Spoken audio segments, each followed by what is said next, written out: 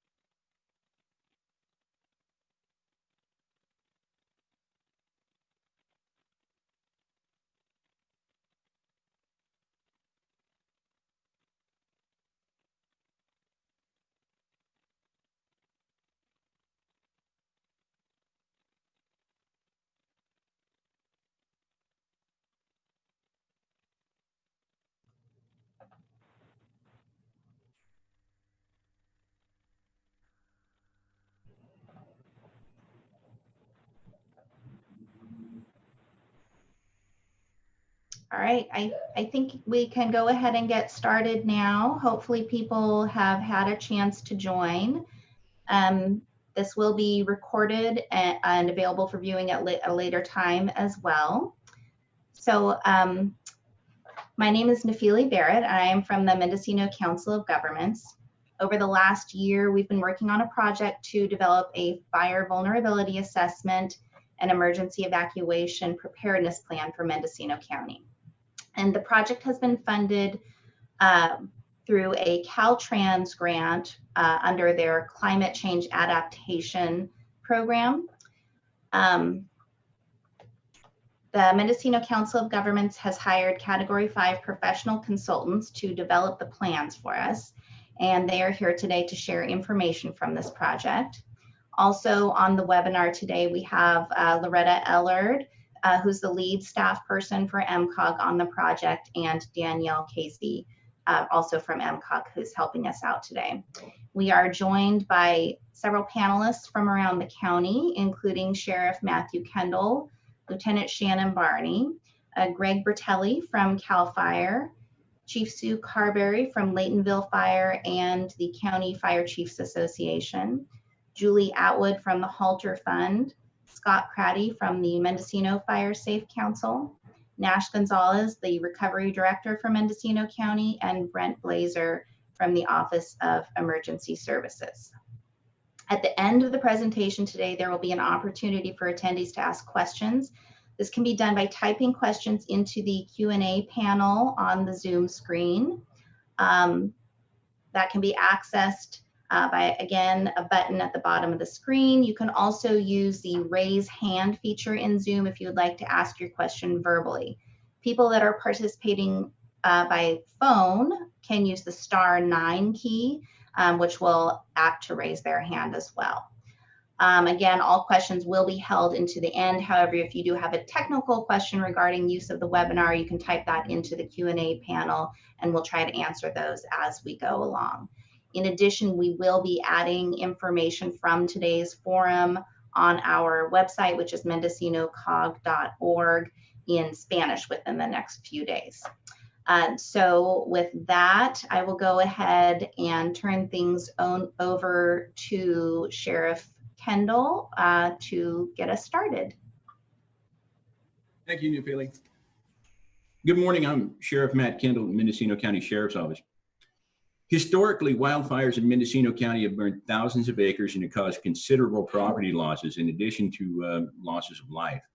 I'm pleased today to share with you a number of new disaster planning documents that'll help to make our Mendocino County communities much safer from the threat of wildfire. This past fall, Category 5 professional consultants was hired by the Mendocino County of Governments to continue to improve local responders' ability to keep Mendocino County residents and their properties safe from wildfire. Category 5, working with a group of local key stakeholders, has successfully completed a public outreach plan, a wildfire vulnerability assessment, and emergency evacuation plans for Mendocino County. This project, as Nefelli indicated, was funded by a grant from Caltrans. Before we share with you the planning that occurred, Chief Bertelli and Chief Carberry will first discuss the recent fires that we've had in our county and the problems we encountered as a result of those fires. Good morning. My name is Greg Bertelli. I'm with CAL FIRE and I work as the Deputy Chief of Operations in the Mendocino unit. In Mendocino, CAL FIRE has a direct protection responsibility for over 2.2 million acres of state and federal land. To be prepared for this, we have almost 300 firefighting personnel strategically placed throughout the county for the best possible response. This includes 10 stations, 16 engines, 1 helicopter air attack platform, and air tankers with 6 bulldozers as well. During the past 5 years, large-scale evacuations have increased dramatically. It's not uncommon for the evacuations of thousands of people and whole communities. I'd like to share with you in Mendocino some of the recent fire significant history we've had. While wildfires can occur at any time or place in Mendocino County, in general, statistically speaking, a wildfire greater than 5,000 acres will occur on an average of every 3 years. Most of these major fires occurred in areas away from the coast in warmer and drier portions of Mendocino County. Let's review 2 of these major fires. First of all, the Redwood Complex of 2017. The Redwood Complex, which started on October 8th, was due to steep terrain, dry fuel moistures, and north winds. The fire wasn't fully controlled for 21 days. In these 2 total fires burned 36,500 acres, destroyed 545 structures, and resulted in 9 fatalities and the evacuation of nearly 8,000 people. The River and Ranch fires of 2018, on July 27th, both of these fires started within hours of one another, close to the communities of Hopland and Ukiah. Both fires grew rapidly. In order to effectively manage these fires, CAL FIRE combined the efforts creating the Mendocino complex. These combined fires spread throughout portions of Mendocino, Lake, Colusa, and Glenn counties, eventually causing the evacuation of 10 communities. These fires burned a combined total of 459,123 acres before being declared 100% contained more than 7 weeks later. The Ranch Fire alone burned over 410,000 acres, becoming the largest modern California wildfire. Collectively, the River and the Ranch fires destroyed 280 structures while damaging 37 additional outbuildings and causing more than $267 million in damage. CAL FIRE has also been heavily involved in post-recovery efforts and worked closely with the CEO of Mendocino County. We were able to meet or exceed the WERT, which is known as the Water Emergency Response Team's detailed report and desires. To prepare for the future, we utilize pre-fire management with our VMP or vegetation management programs around the entire county. We construct fire breaks, conduct controlled burns, and fuel reduction projects. I'm very proud of the work that's been accomplished. Included in that are 2 executive orders from the governor, as well as additional projects that continue throughout the county. California is a complex state, and in the past decade, the fire activity has increased. It takes all of us to do our part. I'll now pass on to Chief Carberry, who will share with you some challenges that we collectively faced with these times during the 2017 and 2018 fires. Thank you. Good morning. My name is Sue Carberry. I'm the Fire Chief of Laytonville and the President of the Mendocino County Fire Chiefs Association. I would like to share with you some of the difficulties the fire and law enforcement personnel experienced in evacuating the public from harm's way in the 2017 Redwood Complex and the 2018 Mendocino Complex fires. First off, the county did not have a formal evacuation plan in place for either one of these large fire events.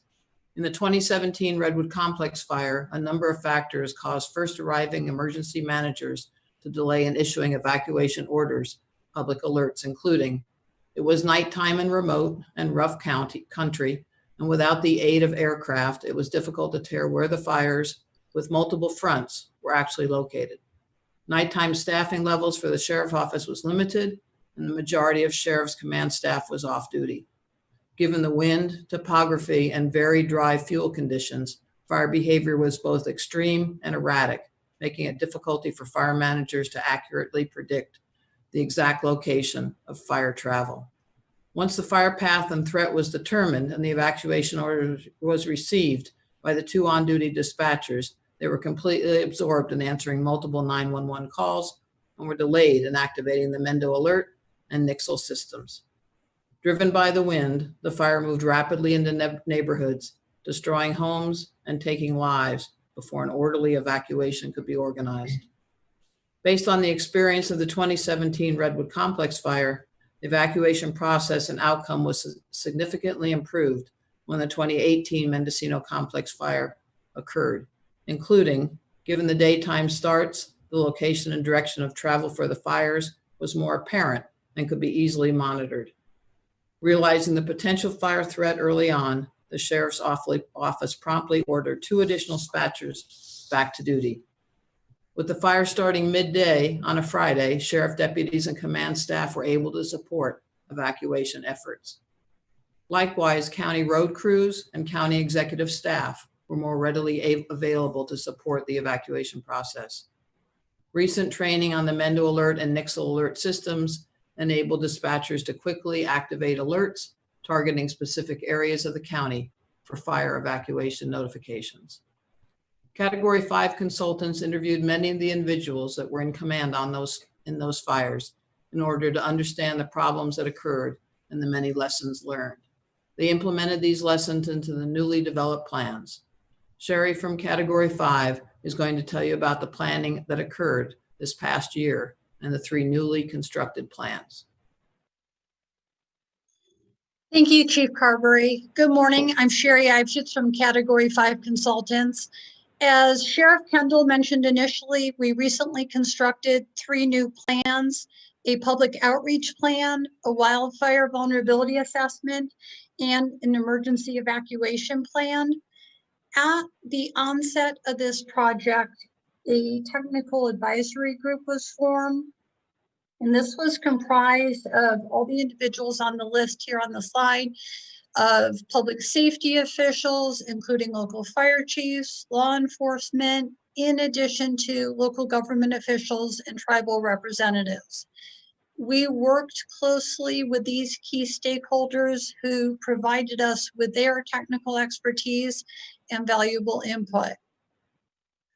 We began this project with a public outreach plan, which included a widely advertised public survey to gauge the public's concerns regarding the local fire threat and evacuation fears, and also to allow us to gain insight into the diverse needs of the various communities and groups residing within Mendocino County.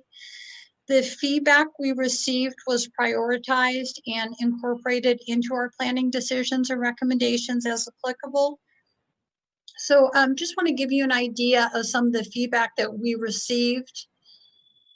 Of greatest concern was the lack of dedicated funding source to support wildfire prevention, fuel reduction, and response efforts. Also worrying residents is the accumulation of fuels in many areas of the county, coupled with what many respondents feel is a local opposition to fuel reduction, the lack of sufficient hazard abatement ordinances, and the inability of fire agencies to perform prescribed burns.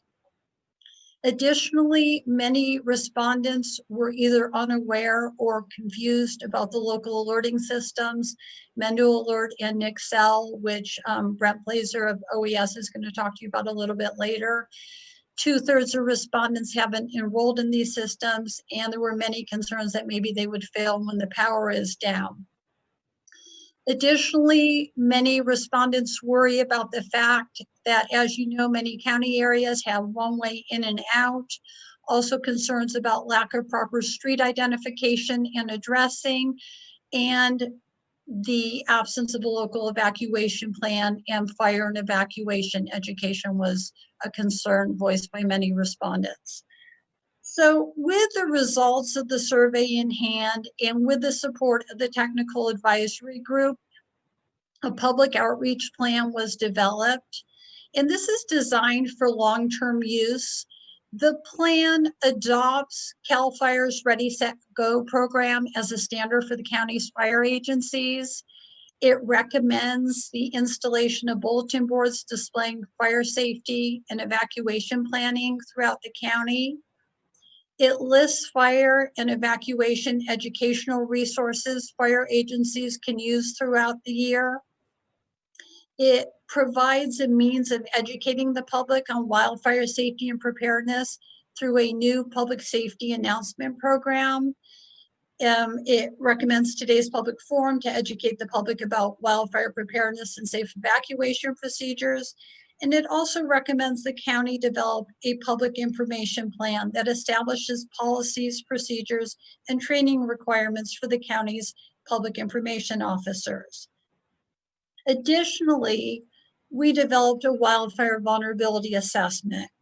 And the primary goal of this assessment is to minimize the loss of life and property damage caused by wildfires, and also to reduce recovery effort spending.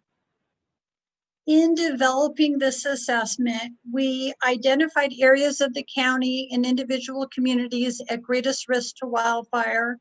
We identified areas of the county where the transportation network is vulnerable to wildfire impacts.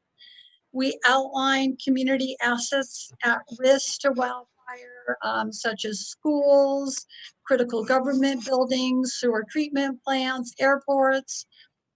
And we also reviewed existing strategies and suggested additional methods and actions to improve firefighting and evacuation efforts. At the end of the fire vulnerability assessment, we made 37 specific recommendations in order to lessen the county's wildfire vulnerability and improve evacuation procedures.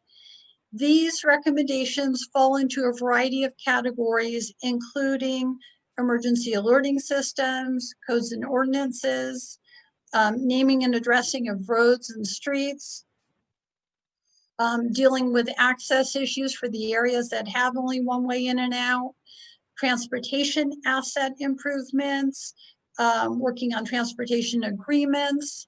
Additionally, we made recommendations for vegetation management, incident command posts, and public outreach. Now, as you well know, it's one thing to make recommendations and it's another to actually have them carried out. So at the end of the fire vulnerability assessment, we developed an action plan which delineates the 37 specific recommendations, identifies the responsible party who will carry out these recommendations, and lists potential funding sources, and it also assigns a target completion date. The information that we obtained from the fire vulnerability assessment and the public outreach plan was used to create a countywide emergency evacuation plan. Now my work partner, Bob Newman, is going to tell you about that plan. Good morning. My name is Bob Newman, and I am with Category 5 Consultants. The third component of this project was the development of an evacuation plan.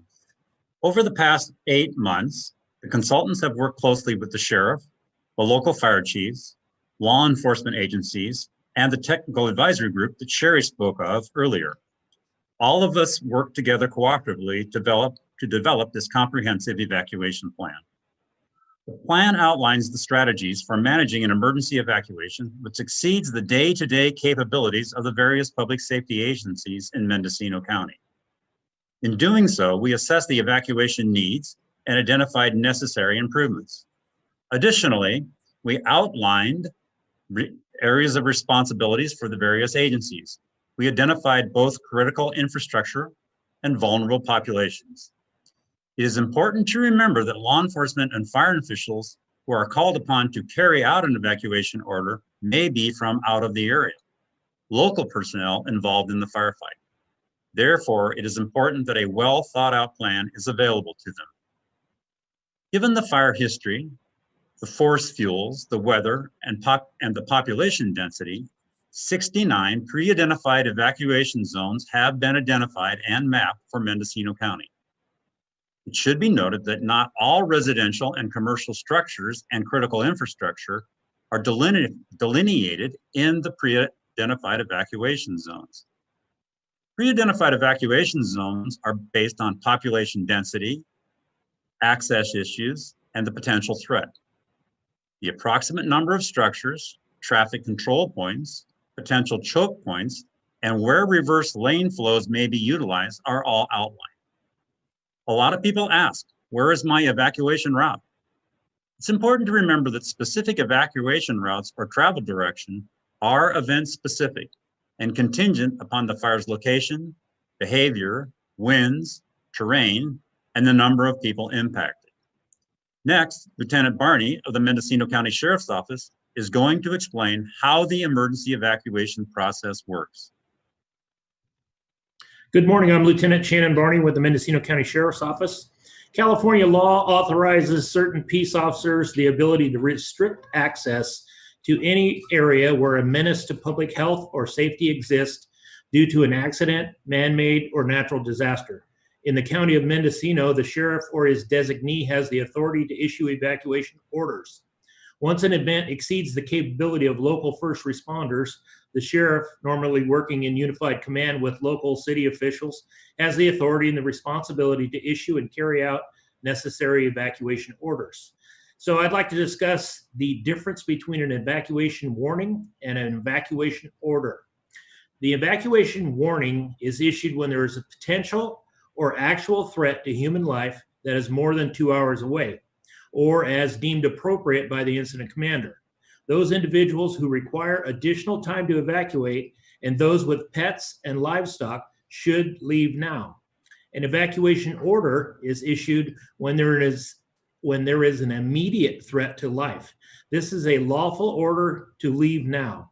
The area is lawfully closed to public access. An evacuation order should be used when there is potential or actual threat to human life within 1 to 2 hours, or when the incident commander deems it necessary to protect civilians. Evacuation management discussion points at the incident command post. The decision to evacuate will be based on life safety first, then protecting the environment, property, and the economy. Several factors will need to be considered, including the following: our capacity to safely move or shelter all population groups, the roadway conditions, the expected event duration, the weather forecast, the rate of spread, as in the wildfire. While time allows, fire officials can utilize computer programs to do fire modeling that can help predict where and how fast the fire will move. I'd like to turn it over now to Brent Blazer with the Mendocino County Office of Emergency Services, who will share with you how you will be alerted once an evacuation decision has been made.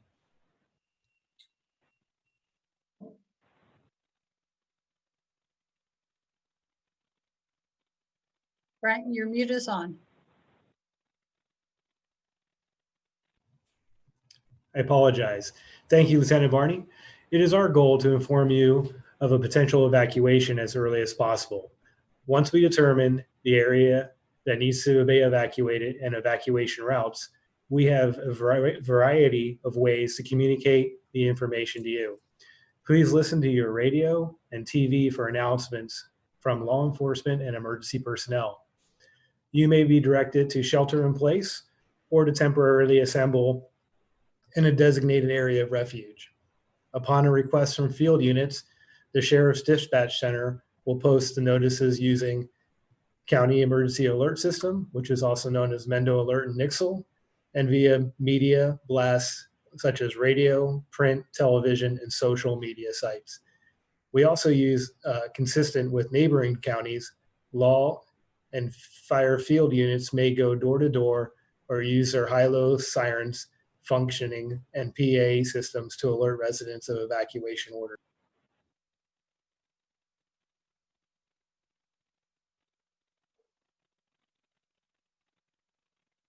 Brent, your mute is on again.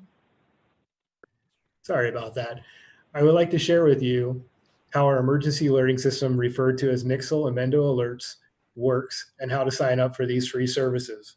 To receive emergency alerts via Nixle or email through Nixle, just text your zip code to 888-777. To be notified via phone calls, text messages, or email, you can register for Mendo Alert at www.mendocinocounty.org/Mendo Alert.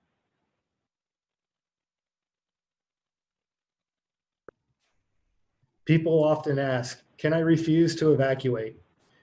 Physically disabled or able-bodied adults on their own property can refuse to leave, but you will then be responsible for your own safety.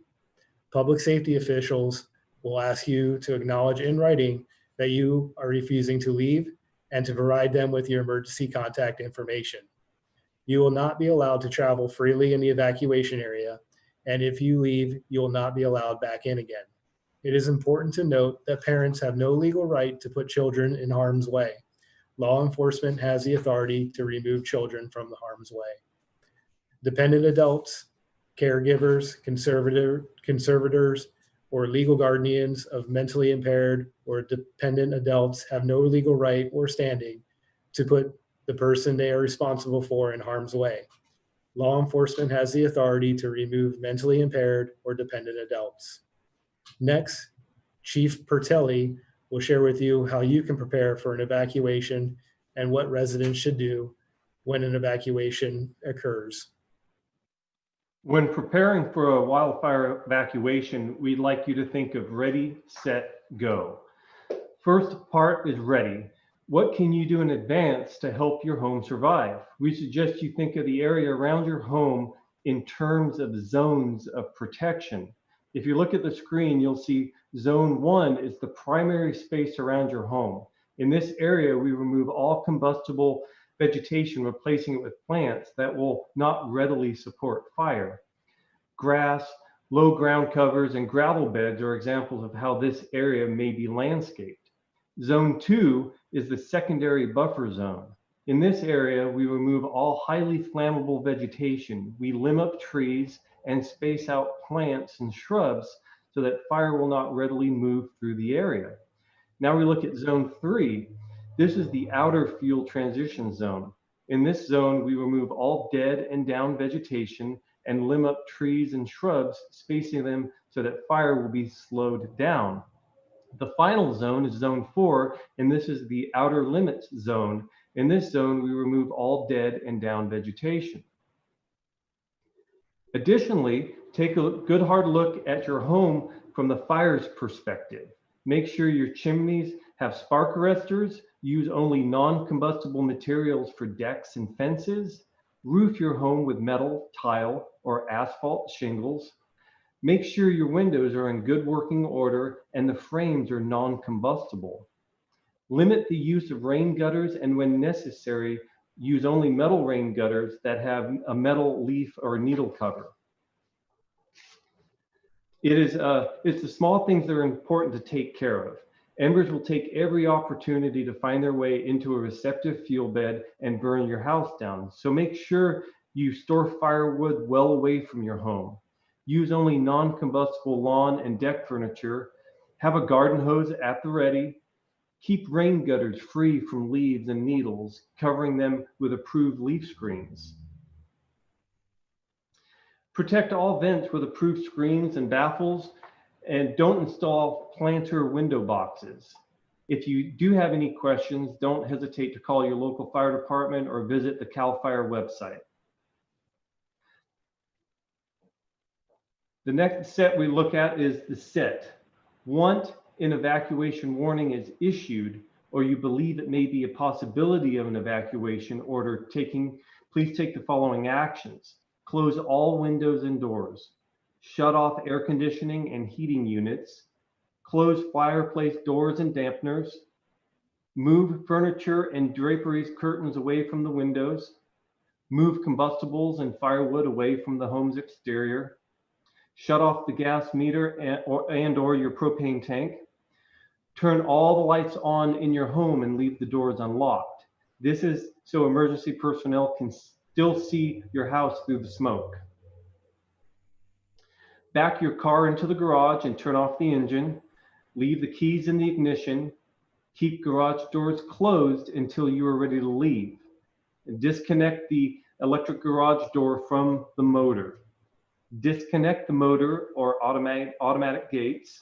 Leave manual gates open and unlocked. Put all important papers and photos together, preferably in a fireproof safe. Place connected garden hoses and buckets full of water around your home. Move propane barbecue appliances away from the structures. Locate your pets and keep them nearby. In a few minutes, we'll look at an expert who will talk about what to do with your pets and livestock. Now we'll go to Bob Newman from Category 5, and he'll speak to what to do when it's time to go. Thank you, Chief. Once an evacuation order is issued, or you believe it should be, take the following evacuations. Evacuate early. The earlier, the better. By leaving early, you give your family the best choice of surviving a wildfire.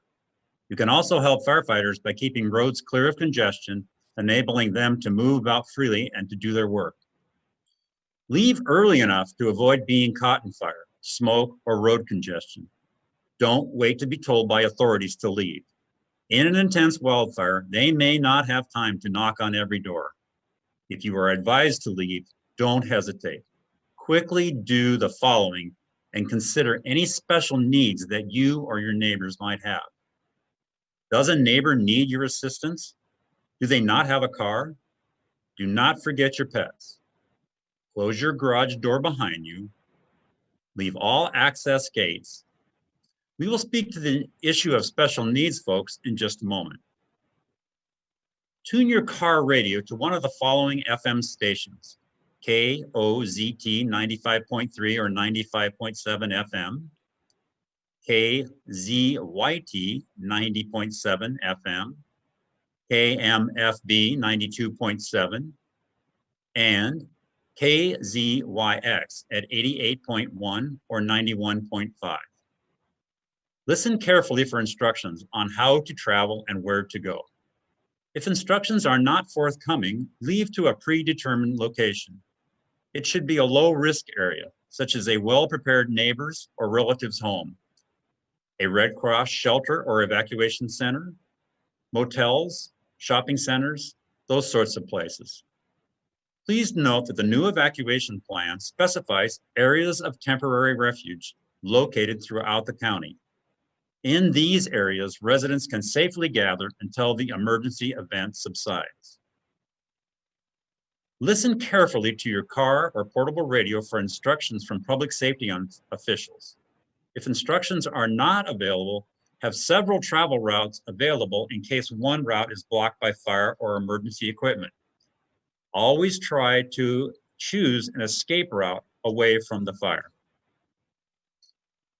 Wear long pants, long sleeve shirts, heavy shoes or boots, have a cap, a dry bandana for face cover, and goggles or glasses. Take your emergency supply kit with you containing your family and pets' necessary items, including your cell phone and charger, a change of clothing, any special toiletries or medications that you might need. Don't forget your glasses. Important documents and photos are really important to take along. Have water and some non-perishable food. A flashlight and a first aid kit are also important. You could expect heavy smoke, flying embers and firebrands, a high volume of cars and trailers, panicked drivers, and abandoned vehicles. Remember to drive safely and cautiously. Keep your headlights on and the windows rolled up. Now my work partner, Sherry, will speak to our special needs individuals.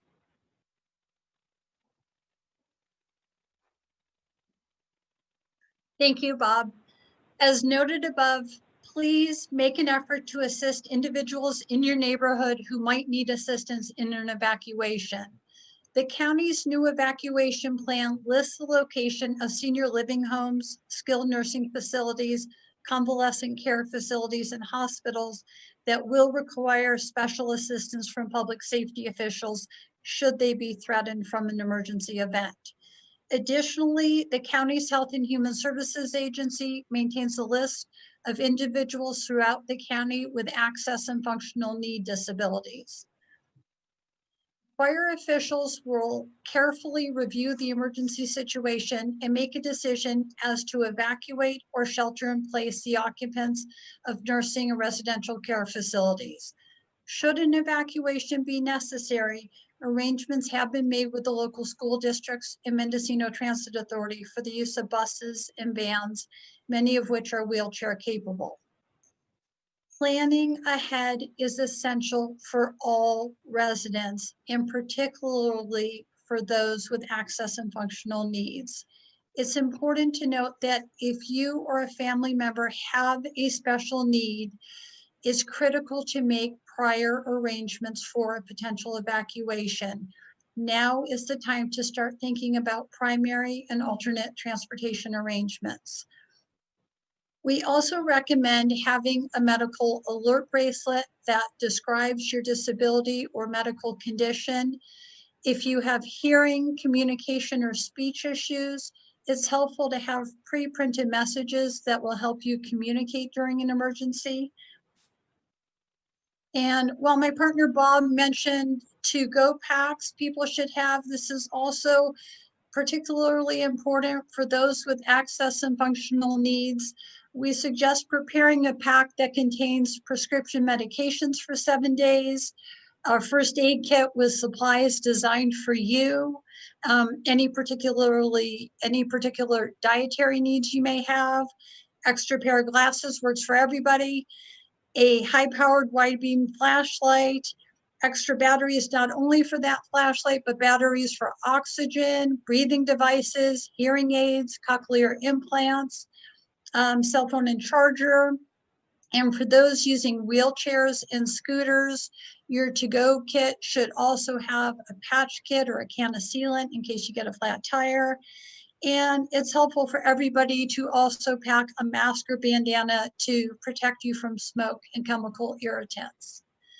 When we did the original public survey, in addition to residents expressing concern about family members, a lot of residents also expressed concern as to what they're going to do with their pets and livestock. I'd like to introduce Julie Atwood from the Halter Project, who's going to tell you how to prepare your pets and livestock for an emergency evacuation. Julie?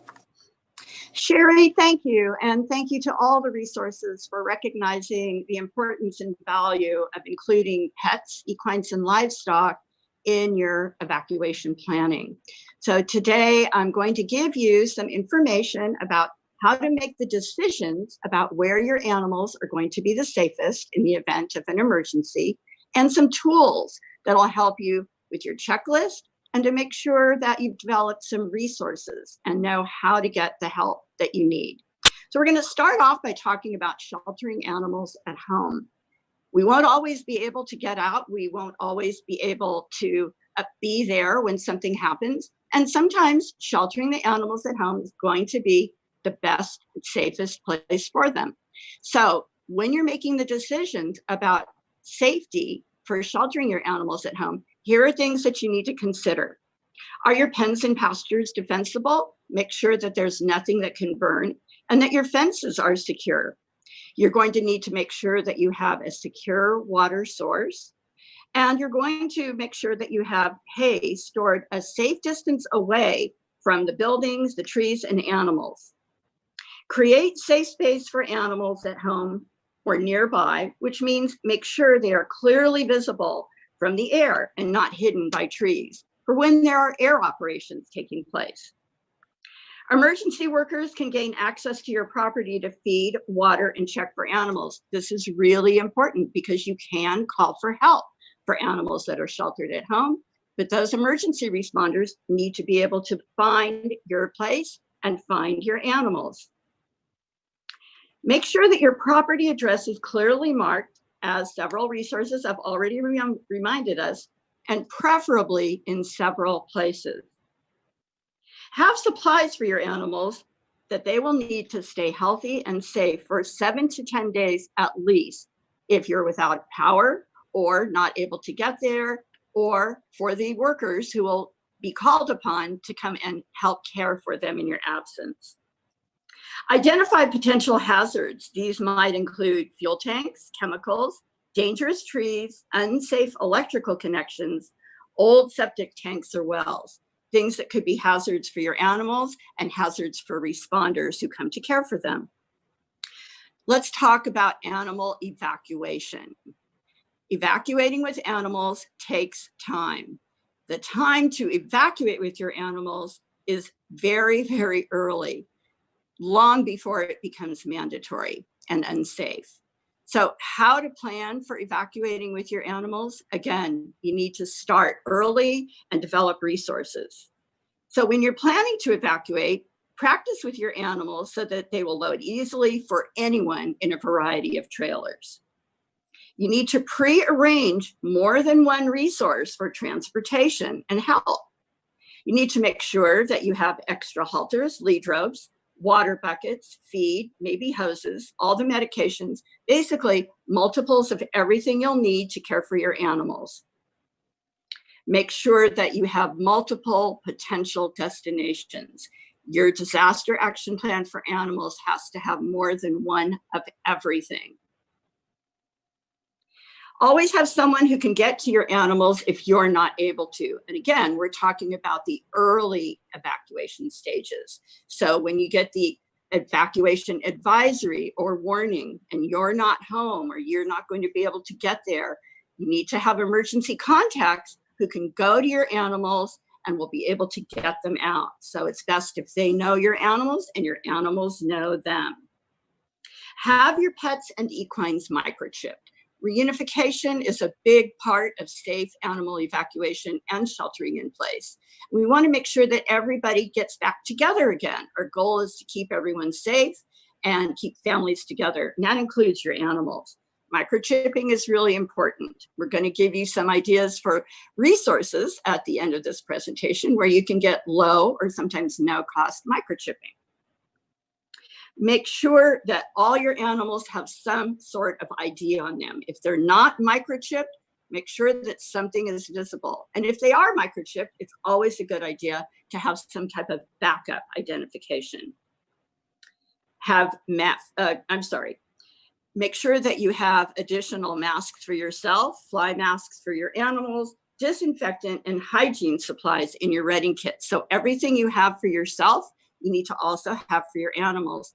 But if you're evacuating or sheltering your animals in place, make sure that you remove their fly masks, fly sheets, blankets, leg wraps, halters, anything that could catch fire. Have all your health records, medications, plenty of food and water ready to take with you. So again, everything that you have in your ready kit for yourself, you need to have for your pets, your equines, and any other animals that you're going to be taking with you. So you can find out lots and lots of resources available to you locally in a variety of ways. As you've seen in some of the previous presentations, the County of Mendocino is making a lot of information available to everyone throughout the summer and fire season.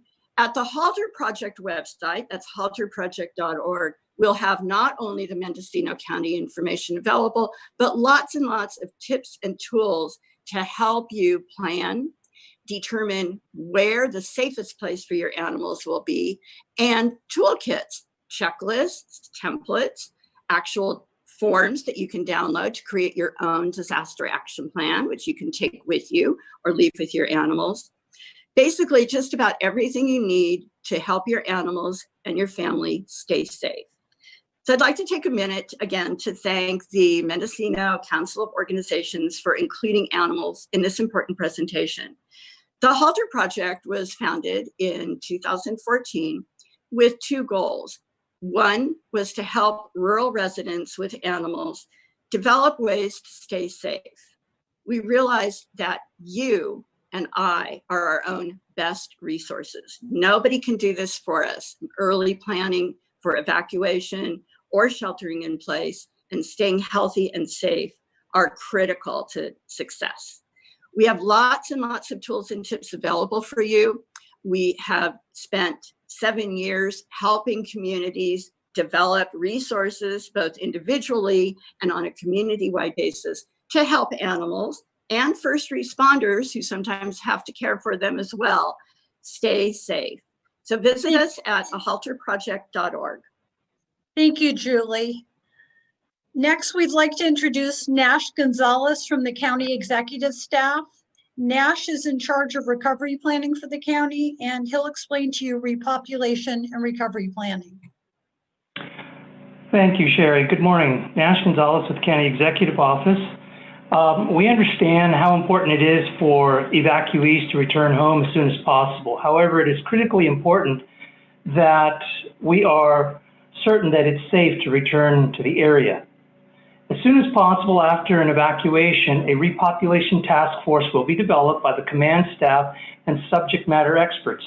Utilizing the checklist found in the new evacuation plan, the task force will be responsible for the development and implementation of a plan for managing the re-entry of business owners and residents who have a legitimate need to re-enter the evacuated area. This task force will coordinate with community leaders, public safety officials to develop criteria to determine who can enter the evacuation zone, under what circumstances, and when.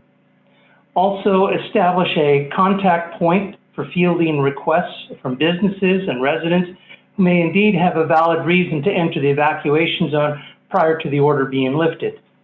So the following considerations will need to be assessed before repopulation can take place, including making sure that 1, safety concerns have been addressed, 2, necessary building inspections have taken place, hazardous material concerns have been mitigated, a security plan is in place, essential utility services have been reestablished, traffic reentry routes have been identified, transportation has been established for those who were evacuated, including pets, arrangements been made for assisting in returning the access and functional need populations, including their companion animals. Okay, and then the actual returning home is, once it's been determined that it's safe for you to return home, you will be issued an entry permit. As you return, please be on the alert for the following: charred trees and power poles that may be unstable, live power lines that may be on the ground, spot fires, live embers, and smoldering debris, damaged gas lines, ash pits, which are holes created by burned trees filled with hot ash. If you discover any ash pits, live embers, or spot fires, please use your garden hose to extinguish them. And then before re-entering your home, first check for the smell of gas. If you smell gas, leave the house and turn the supply off at the tank outside valve. Open the doors and windows and contact your utility provider. Check for electrical power. If there is power, temporarily turn it on until you've completed your inspection. If there's no power, see if the main breaker is on. Inspect your roof and attic for sparks and embers and wet them down immediately. Embers can enter the attic through attic vents if not properly screened. Check roofs and floors to be sure that they are structurally safe before entering. Check for and extinguish any burning embers or smoldering debris found on your roof, in rain gutters, on the porch, and anywhere else on your property. Check back frequently over the course of several days to make sure they are completely out.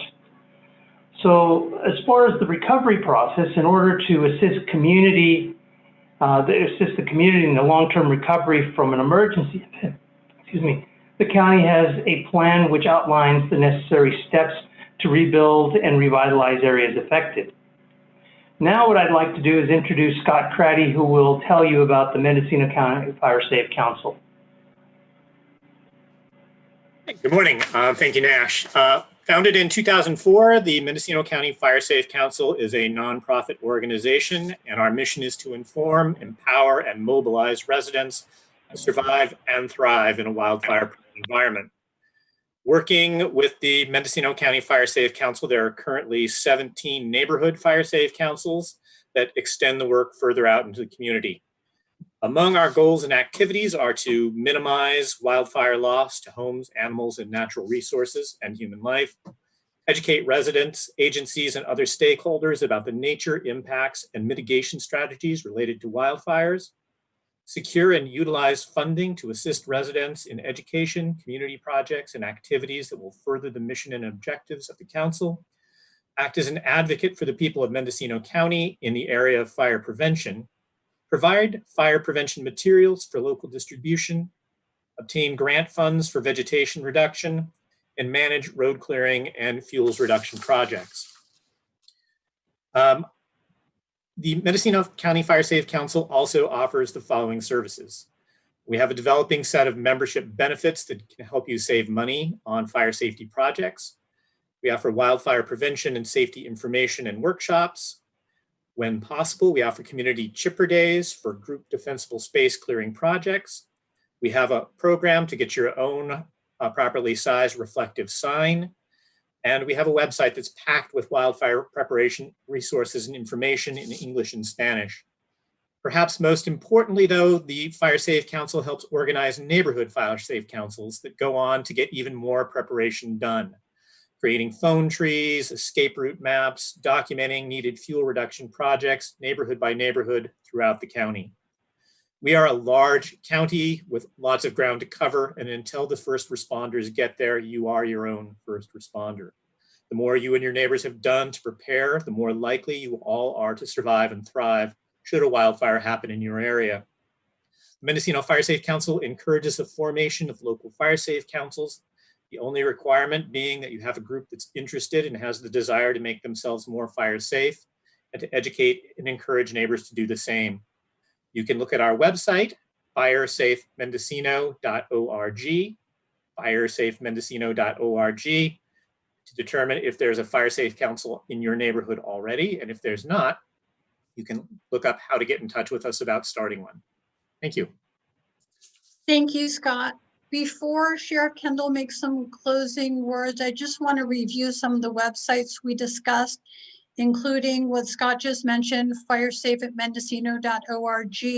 Additionally, as Brent Blazer from OES mentioned earlier, if you have not yet signed up for emergency alerts, you can do so. You can sign up for Mendo Alert at www.mendocinocounty.org/Mendo Alert. And you can sign up for Nixle by texting your zip code to 888-777.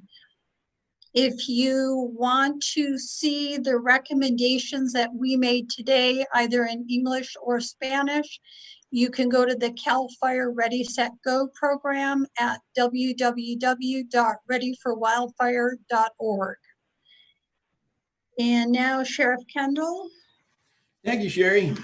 So in closing, just a few thoughts here. I think we need to really truly thank our CEO's office, our Board of Supervisors, for their dedication to the Mendocino Fire Safe Council. They've shown time and time again that they want to get ahead of these problems and stay ahead of them. That combined with the fact that our board has a pretty diverse background. We actually have a first responder on the board. We have an educator on the board. We have people who are connected to the communities and are really working hard to make sure that we can stay ahead of this. As you can see, there's an enormous amount of work that's been accomplished in an effort to make our county safer. Category 5 professional consultants have worked very closely with county's technical experts to reduce the wildfire risk to residents and their property. We understand how threatening life-threatening things happen all the time, but how threatening wildfire can be. But with a very small amount of effort, just a little bit of effort and pre-planning on your part, you can dramatically reduce your risk. Should you have any questions about these items discussed here today, please don't hesitate to call your local fire department. Lastly, keep in mind, both local law enforcement and fire officials have a tremendous experience in handling these disasters and evacuations processes. Please trust their knowledge. Please trust these first responders. Trust the experience and follow their instructions promptly. Thank you. Thank you, Sheriff. We are going to now open up questions to the general public. Yeah, so this is Nafili Barrett again with MCOG. So we're going to start with a question that we received ahead of time via email. I know there were a few questions that were sent in ahead of time that have already been answered. So hopefully those issues have been resolved. We did receive one more recently. This question is from Anita Soost, and the question is, she forwarded a message that was an example of from the Napa County Nixle, and she is asking, let's see, I'm enrolled in Nixle for Marin, Napa, Sonoma, and Mendocino counties. I never get anything like this, i.e. a public health update or a general advisory message from Mendocino County Nixle. Does each county have their own criteria for what goes out on Nixle?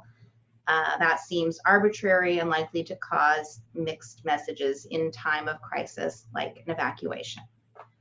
So if we could have a panel. Brent, would you like to answer that, please? Sure. And I have worked in each of those counties actually. So yes, actually, counties and or special or jurisdictions that have Nixle have the authority to use it in different capacities. And generally with the partners that are how they're using it and who they're partnered with kind of dictates to what level of severity of messages go out to the public. Generally, you want to keep those messages as focused on emergency situations as possible. You want to make sure that when you're reaching out to the public, that you're actually engaging them in a way in which you're asking them to do something to increase safety. What we found in many tests over the last few years is that by using, the more we use notification, if they're not relative messaging, then people start to actually disenroll from the Nixle platform. So again, it's partnerships, it's what the community expectations are and how they feel they best are supported. But generally, we use the messaging specifically for when we're asking you to prepare for by doing an evacuation warning or an evacuation order.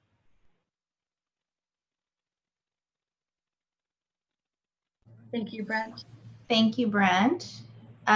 So that is all the email questions that we've had. So we'll now go to the questions that we've received in the typed questions in the Q&A. So again, for attendees, the ways that you can ask questions are to either type them in the Q&A, which you can access by the Q&A button at the bottom of the Zoom screen.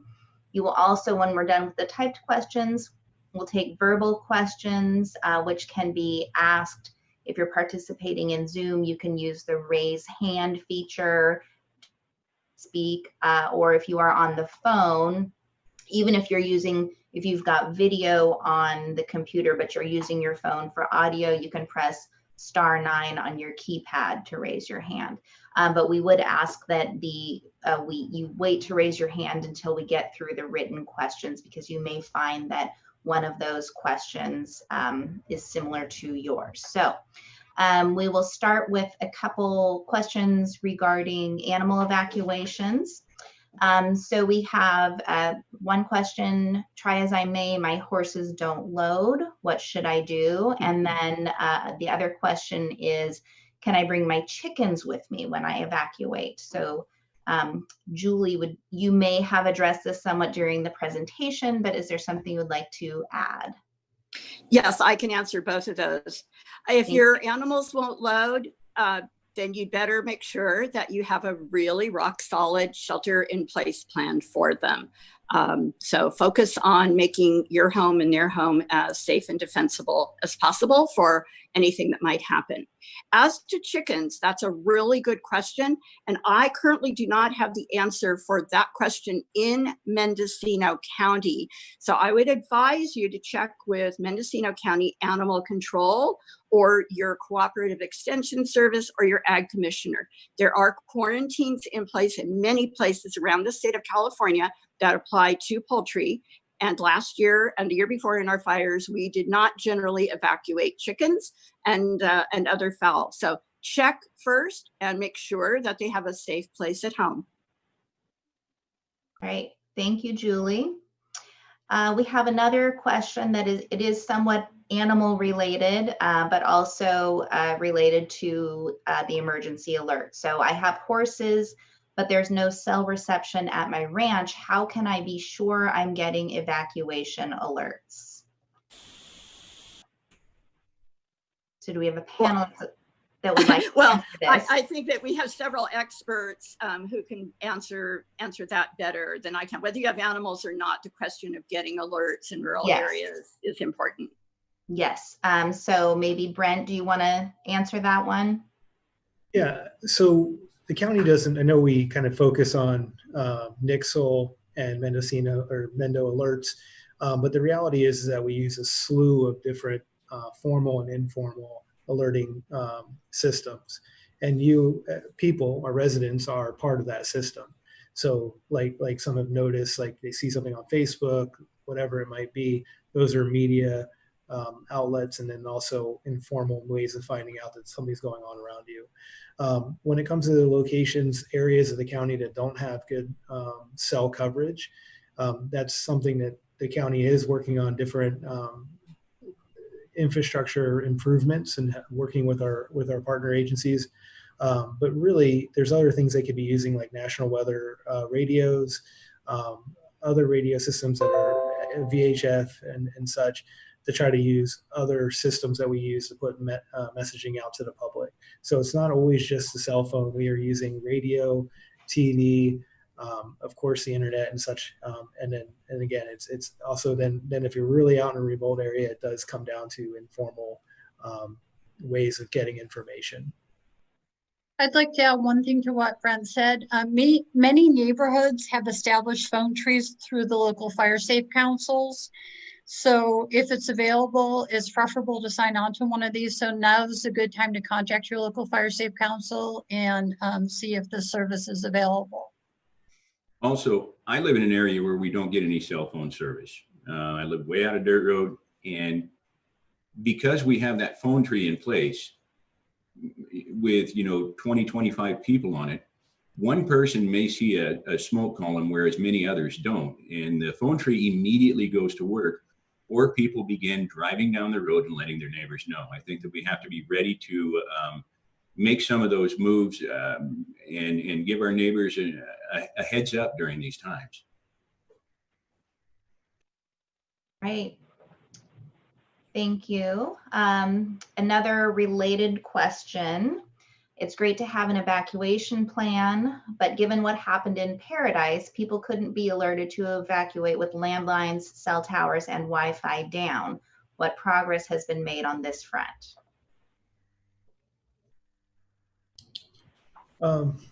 So again, communication is really dependent on the infrastructure. Our county, I mean, it's a great question.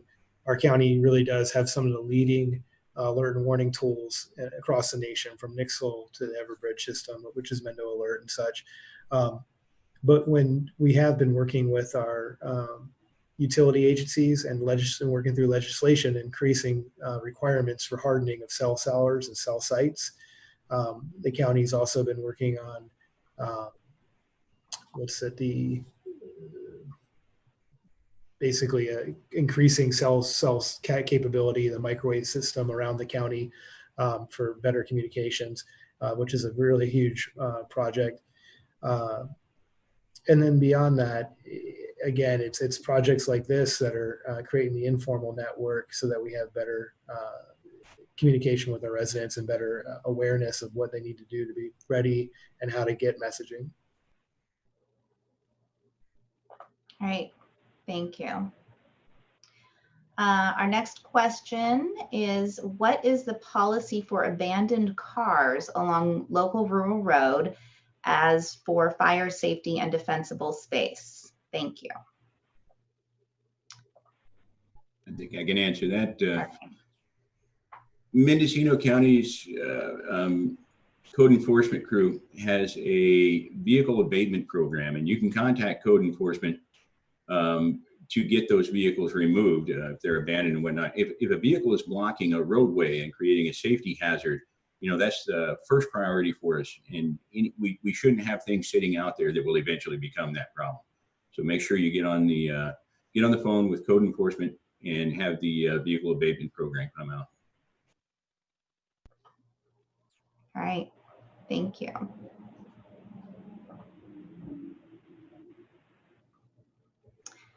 Before we go to the next question, I just want to note that we did have a couple comments that we received regarding the radio stations.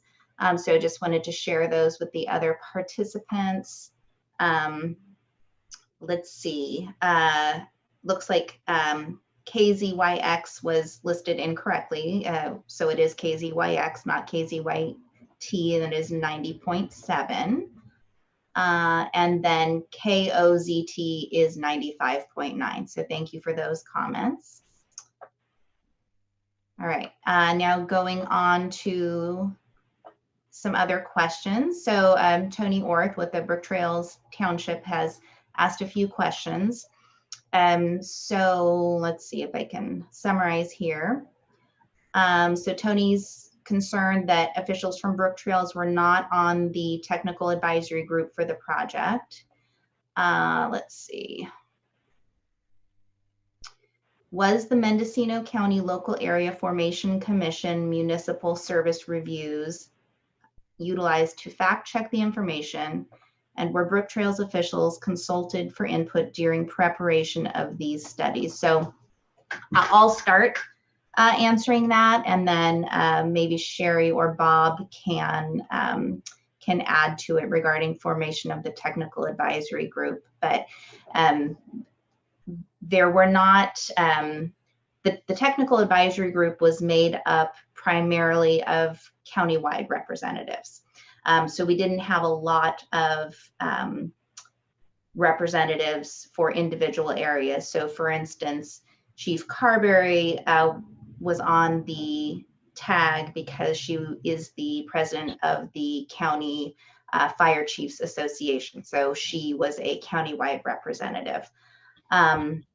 However, individual agencies were provided opportunity to input directly through the consultants. So Sherry and Bob, would you like to further address that question? Sure, this is Bob. And our very first meeting, one of our very first meetings was there at the Brook Trails Community Center. And as Nafili mentioned, Chief Carberry was the representative from Fire Chiefs Association. I did speak on numerous occasions with the fire chief, and I did work closely with the Sherwood Firewise group, Keith Rutledge, and a number of his individuals that had comments on the planning process, and those comments are now reflected in the plan. And, you know, just as a general comment, we worked with every one of the fire chiefs throughout the entire county. So.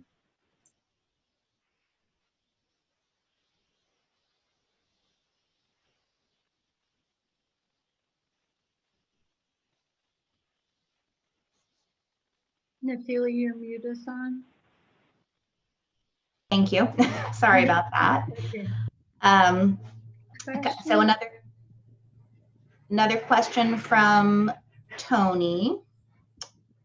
Let's see, Brook Trails Township has had aggressive abatement program year-round for 30 years on private parcels, removing both flash fuels in fire season and a woodland fire fuel abatement on forested lots during the winter burn season. In addition, CAL FIRE has performed fire fuel reduction grants in the Brook Trails Redwood Park and public lands for 35 years as an example of what working programs in Mendocino County could look like.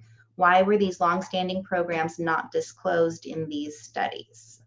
So let me go ahead and add or comment before we go to a panelist to answer this.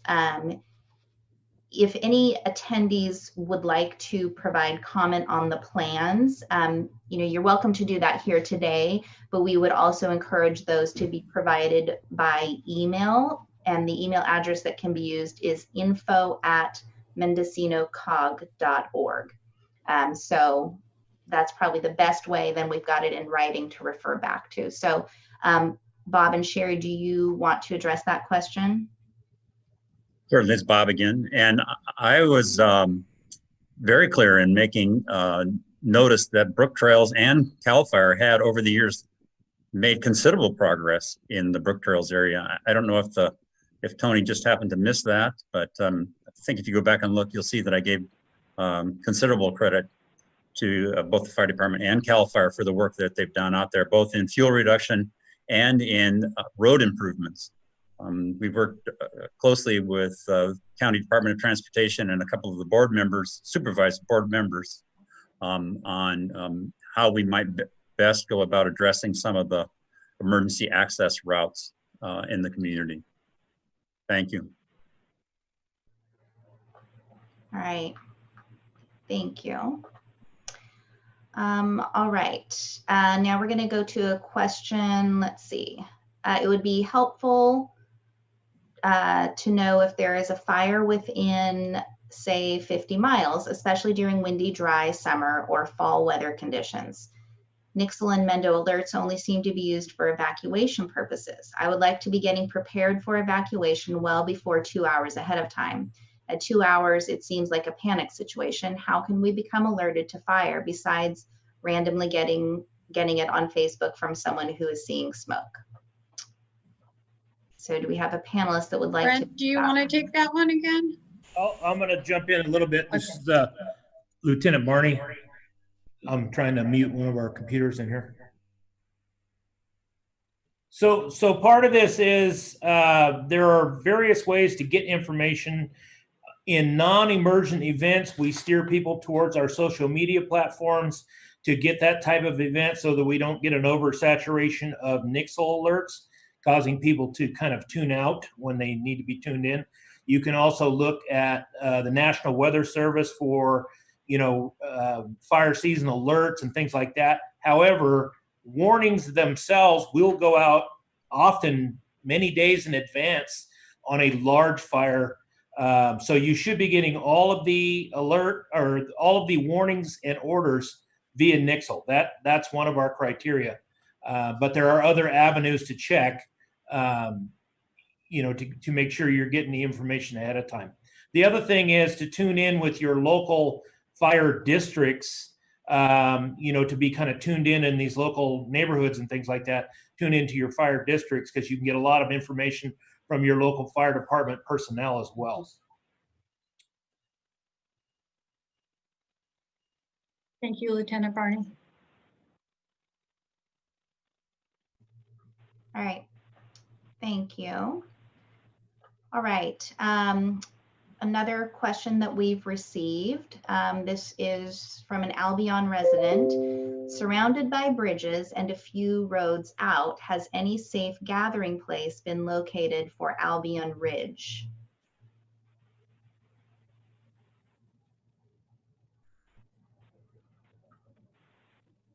I cannot remember specifically, but I do believe it could have been the Grange Hall, or it could have been the Albion School. To be honest with you, I just do not recall the exact location of the temporary refuge area for the Albion Ridge.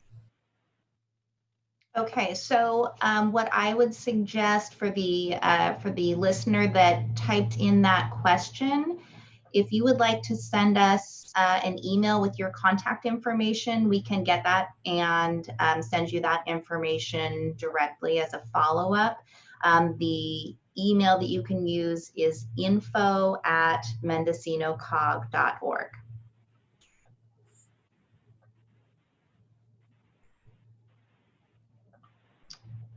All right. So next question. This is from an attendee that would like to get printed copies of all of the lists of information that were provided in the presentation. Yes, I can take that one. All the lists that we provided in the presentation can be found in English and Spanish on the CAL FIRE website, LIVESTOCK-DO, at www.readyforwildfire.org. I could go back and show you that slide right at the bottom of this slide. It has all of the recommendations that we made. And as I said, it has it in Spanish and English. All right, and they have also asked that the transcript from the presentation be provided. So that's something that we can post on the MCOG website, which is mendocinocog.org, and we won't be providing the transcript online, but all the information that we've provided today is on the CAL FIRE website. So everything they need is on that readyforwildfire.org website. And as I said, it's in Spanish and English. All right.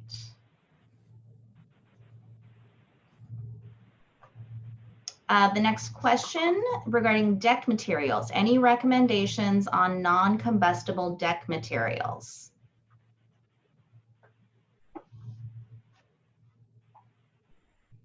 Chief Bartelli, can you take that question? Yeah, I can speak to it the best that I can. I think that those items, that anything could be combustible other than concrete, of course. So it depends where you live, but we really look at what's underneath the deck. So if it's an elevated deck, making sure that it's clear underneath, and in closing it, I mean, the best option, if possible, would be to have concrete.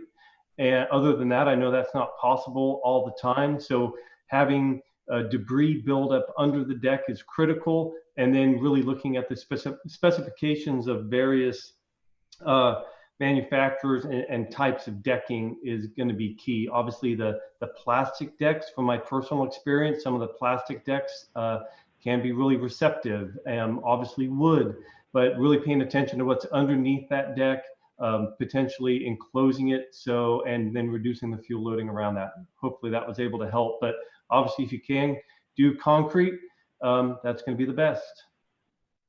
Thank you. Scott with the Mendocino County Fire Safe Council, just to add a bit to that, we are working on, hopefully we'll have up by fall some home ignition zone videos that go through things piece by piece. But in addition to that, you want to make sure there aren't flammable things on the deck, that the board spacing is sufficient so that debris is not building up in the cracks on the deck. You want to look to have some metal flashing between the deck and the home if possible. And if your deck is softwood or something particularly flammable, you might look at taking out the boards that are closest to your home and replacing them with a fire resistant treated board. So those are some other options. So if you take care of the things around the deck and on the deck itself, that was generally less of a threat.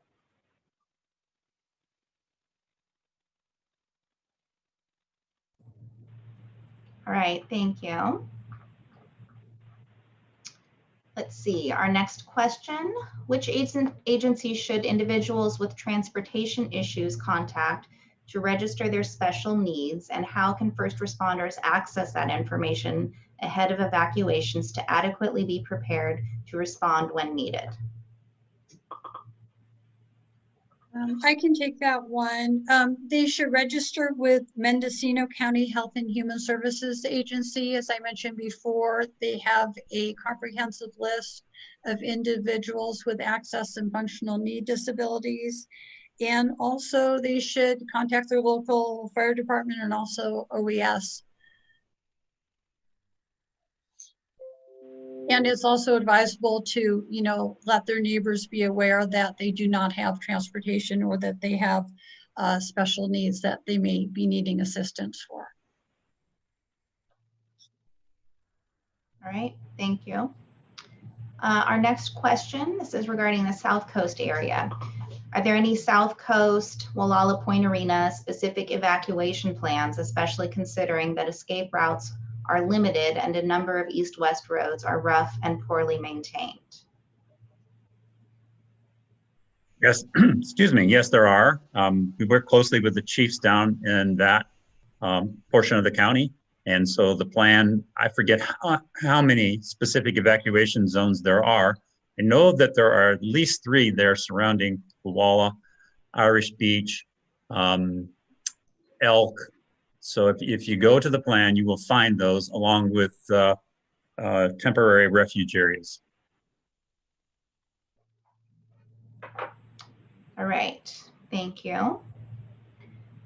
Next question. I am a Paradise Campfire survivor, now residing in Willits. I have a decade of experience as a CDF seasonal firefighter in the 1970s and a decade of experience as a paramedic in the 1980s. I would like to be more involved in planning and education. How can I get more involved? This is Greg Bertelli with CAL FIRE. If the person would like to contact the headquarters office in Mendocino at Willits and ask for have Tricia Austin, that's our public information officer. We do have a program of volunteers in prevention, and we'd be more than happy to provide you with that information. So thank you for being willing to do that. So this is Lieutenant Barney. If I can add to that, there's also a CERT program that basically people can get involved with by going to North Coast Opportunities. They do a lot of education in our communities. And then I would also recommend you check with your local fire department. They may also have a need to be able to use volunteers in that capacity. And Right. This is Brent. I would also add, since the communication came up a lot, we've been partnering with a lot of different volunteer or ham radio operators in the county. So getting certified in those, and then we will be standing up an auxiliary communication service. So that'd be another group of volunteers that will assist us with ham radio operations. And that's another way somebody can get involved. All right, thank you. Next question. I understand Sonoma County has an ordinance for fire abatement compliance to encourage residents to be more proactive. Are there any efforts in Mendocino County underway similar to this?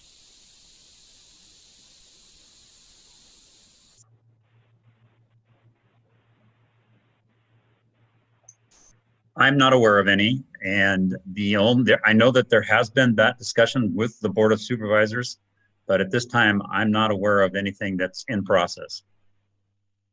This is Scott with the Mendocino County Fire Safety Council. Yeah, I know the supervisors have looked at it, and I think it got derailed a bit with the COVID thing going on.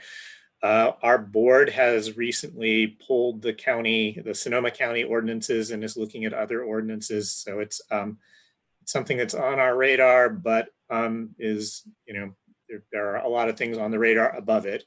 The Sonoma process doesn't translate very easily because of we have kind of a different structure of enforcement. And so our first step is going to be taking those ordinances out to all of our various fire districts, and I'm hoping that they'll help us look at them to figure out ways that might be adaptable for Mendocino. So this is Nash Gonzalez. I just want to weigh in on this one. Scott, you are correct. It's a little bit more complicated than just using the Sonoma model, because in Permit Sonoma, they actually have the fire department embedded in the department. So here in the county, we have over 20 different fire departments and fire chiefs and agencies, including CAL FIRE. And so it would be a unified effort. And so this is something that's been talked about over the years, but hasn't really gained any momentum. and again, because of the complexity of how the structure is in this county. So it has been talked about, and I think every time, you know, we've come to a disaster, it's something that is looked at, but it has yet to pick up good traction and discussion.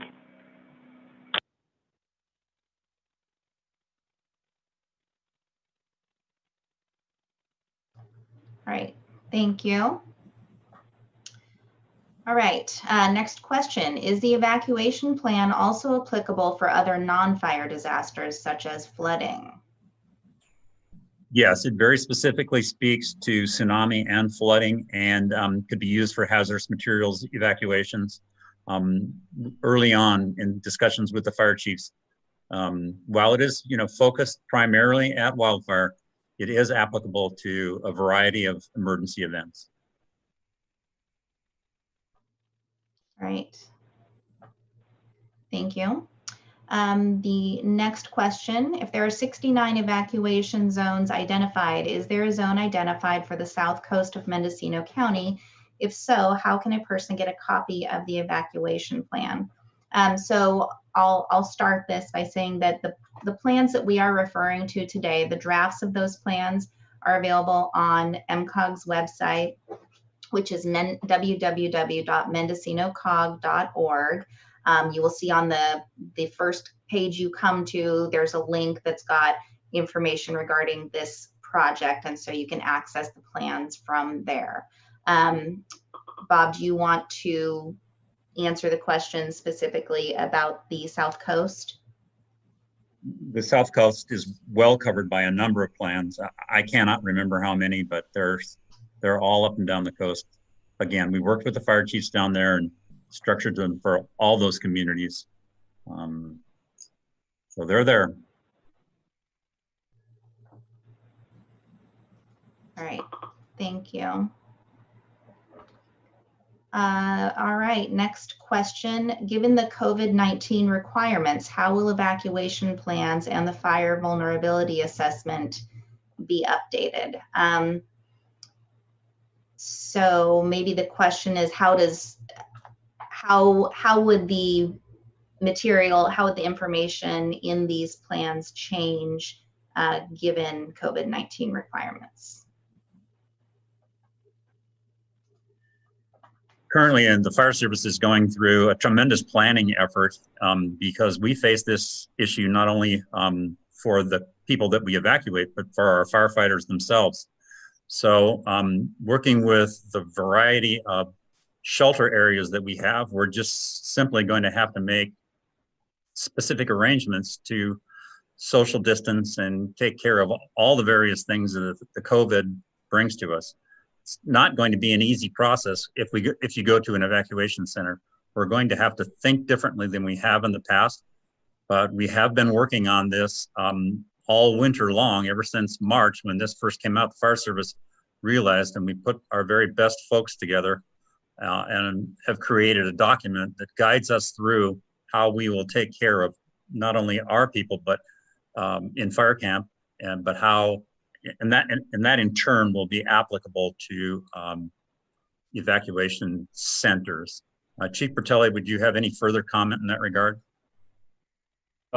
As you said, a lot of effort's gone into this and identified issues, but come up with solutions. And I'm sure that there will be additional things that pop up as we move into that event. We're basically looking at a larger footprint, both for incident base, but also for those evacuation centers that potentially were established to place patients in, and we'll have to just look at the number of evacuees and those larger areas, how everything from feeding people to all of the elements. So we have been looking at that, but we're also flexible in our thinking so that when new situations arise, we can be ready for it. So hopefully that helps answer that. If I could add to it, we've actually been working with a couple different partners, the state, American Red Cross, of course, within our shelter committees, within human services.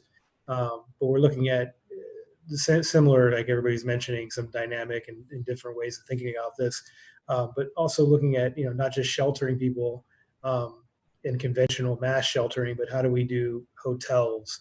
How do we look at, leveraging other resources, maybe not even doing shelters, but doing large camp areas, so that way we can have people spread out more, and then also feed them and spread out more. And so based on the size of the impact, we're looking at a variety of different solutions rather than just what we've done in the past, where we might lean on certain shelters because we do congregate sheltering. Now we're looking at, okay, at certain numbers, maybe it's best just to secure a bunch of hotel rooms, or like I said, using a campsite and encouraging people to camp and social distance that way. So there's a lot of different things that we're working on.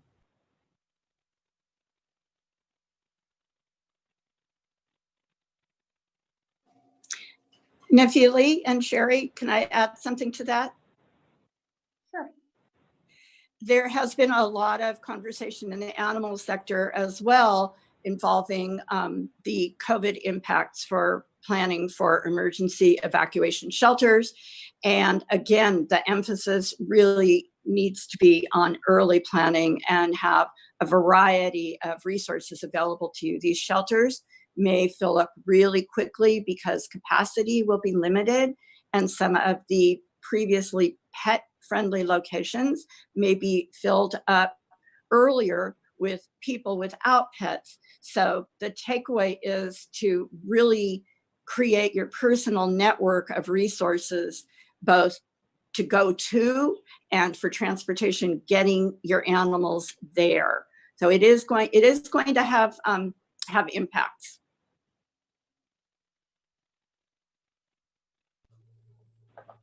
All right, thank you. That was a lot of good information in that answer. So thank you, everyone.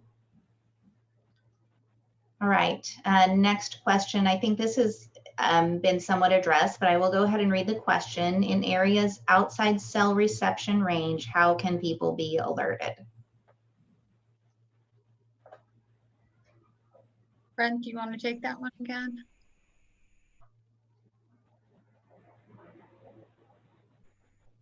I apologize. Could you repeat the question? I was actually typing and responding to something else on our list there. Yes, in areas outside cell reception range, how can people be alerted? I know you've already addressed this somewhat, so there may not be any new information to provide. Well, no, yeah, there's a lot of different technical aspects to this. And again, I really want to integrate that we use a variety of different alerting, on the coast, there's sirens, there's all sorts of different things throughout our community in different areas. One of the things that we didn't mention is through our platform, we actually do use emergency alerting system, which is a legacy system, which is radio based. And that's how our TV and radio media is kind of get alerted and then distribute the message that we send out. So one, we have the cellular aspects and such, but then the messaging also goes out through that platform for radio, TV. And so when you see that list of radio providers that are using their infrastructure to send out the message, that's because we developed it. So AES is one of those systems that's radio. And of course, piggybacking off of that is the National Weather Service system, which is a radio broadcast of emergency alerts. So it's not just weather. People may associate it, and that's what it's called. But that is also used for emergency alerts for all sorts of different disasters, depending on how we code it. So I just want to reiterate that we don't use, there's no silver bullet for getting a message out to the public. We have to develop a message and keep changing it and structuring it differently so it can fit all these different vehicles in order for those to reach the public. And so those are two more, and that's one of the reasons I brought up ACS, Auxiliary Communication Services, and our ham radio operators, the different volunteer groups, because they are, not say informal, but that's another way that when cell towers are down, radio still works, and they can put up antennas and regurgitate information throughout the communities for us. All right, thank you. All right, next, so we've got another question regarding the plan from Tony Orth, representing Brook Trails. I think, Tony, I know you've got a lot of information that you'd like to provide, and so I am going to have Category 5 reach out to you directly, if that's okay. I know you've also got your hand raised, I believe, so when we get to the verbal questions, if there are things that you would like to ask today, please feel free to ask those verbally, and regarding the more specifics of the plan, we'll reach out to you directly. All right. The next question is, if I have to evacuate, should I open gates for horses and livestock and chickens? So Julie, that sounds like a question for you.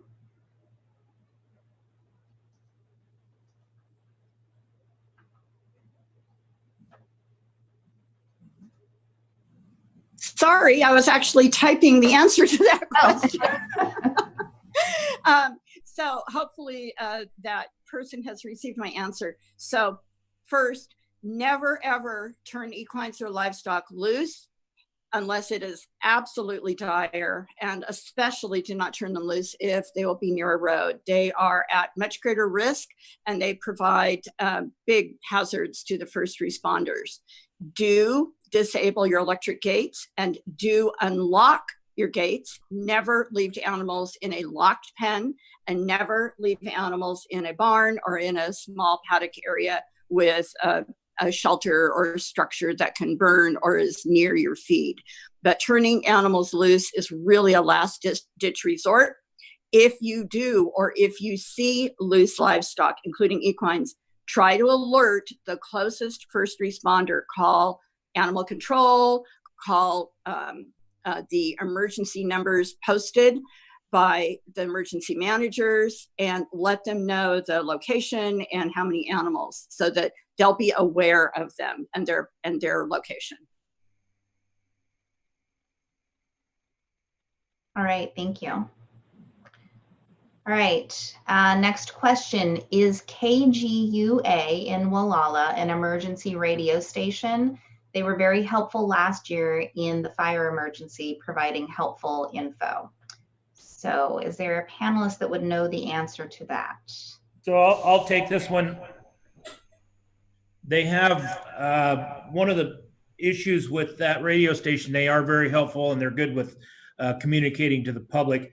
Our issue is they are notified in the emergency alert system from the Sonoma County system. And so it's difficult for us to alert and get information down there. So we are also in a more advanced alert and warning planning process, as well as the evacuation process. So some of those things we're going to try to address about how to tap into those little radio stations down there that are good information to the public, but how do we get our information from Mendocino to them versus the going through the Sonoma system.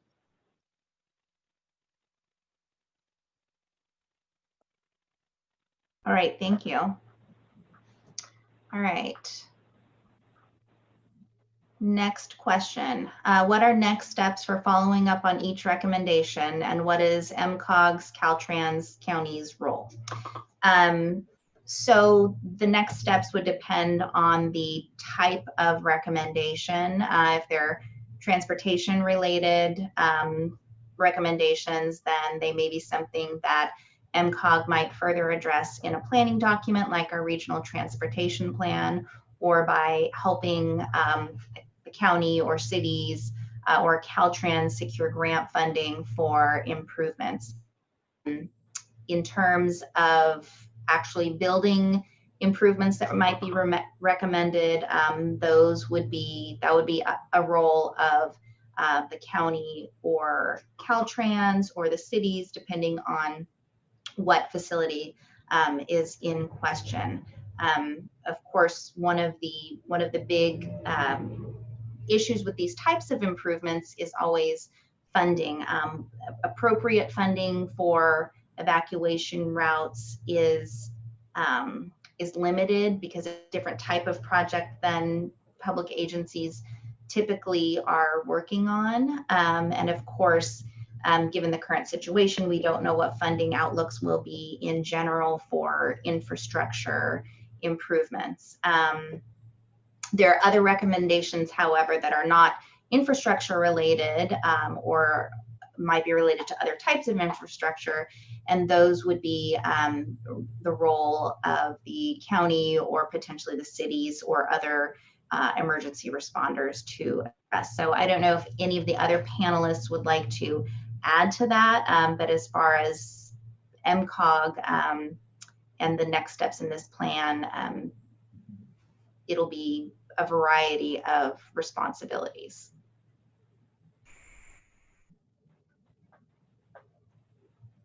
All right, I don't see any additions to that. So we'll go on to the next question. Who is responsible for maintaining fire roads? There are fire roads around my property, but no one is maintaining them, so they are not usable. This means I have one way in and one way out. I'll start by answering that, but then I imagine there will be a panelist that can provide additional details. So it depends largely on what type of road. So if it is a road that's just on private property, then it could potentially be the private property owners. However, sometimes there are agreements for maintaining those types of roads with other agencies. So I will ask any of the panelists if they have additional information to add to that. I'm Greg Bertelli with CAL FIRE. I can add to that. I think you spoke to it very well. In addition to that, we're constantly prioritizing the fire roads access, obviously being life safety being number one, but we also look at the strategic value. We have limited resources, so we really have to be cognitive of where we place those resources, and that's what we're constantly looking at. But a lot of it's a group effort. So it comes down to the landowners and all of us on the panel. We're working diligently as well. But one other thing to think about, there are grants out there, so that if you work with the Fire Safe Council or you form a group for that area, those are all elements to and options for you to be proactive and also be part of the solution. Thank you. All right, thank you. All right, next question. PG&E downed 30 trees near my house, but they left all the logs. I will not be able to do anything about this, leaving my home surrounded by fuel. Is there anything I can do?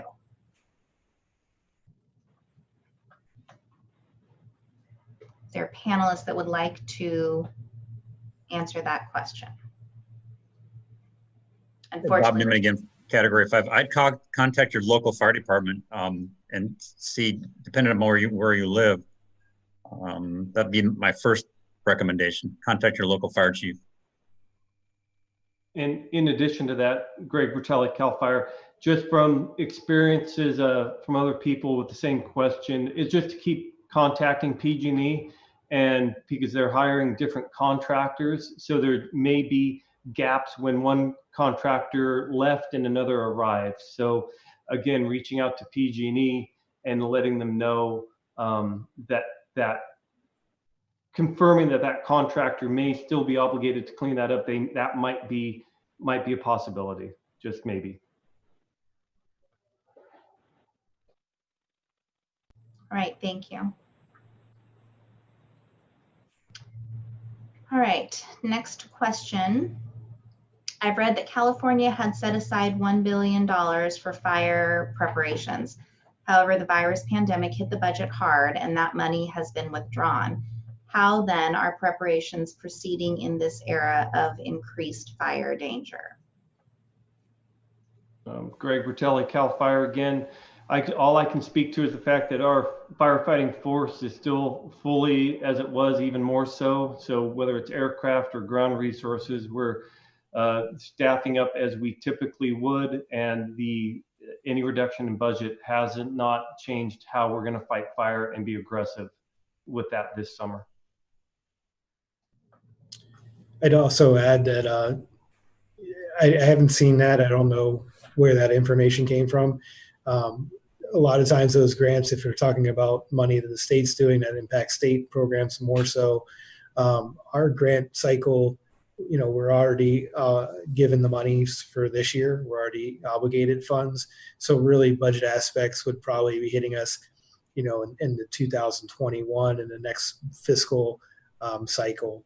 So I think the real impacts and the real concern will be really what, 6-12 months down the road to start looking at how the response costs now and such will impact us for the future. Great, thank you. All right, the next question we have, I live on a sparsely populated county road that has lots of fuel on the sides of the road and overhanging the road. As our only access egress, we are concerned and can't afford to do the necessary fuel abatement ourselves. We aren't on the county list for help, and apparently we are a low priority for maintenance. Any suggestions? Other roads may have similar problems.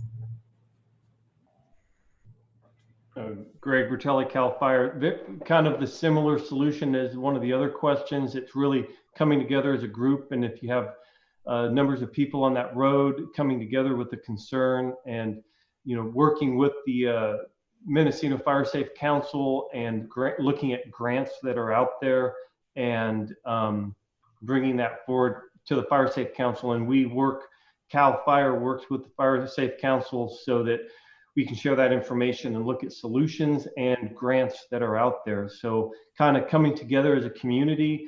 And again, what was brought up is who owns the road, how long is the road.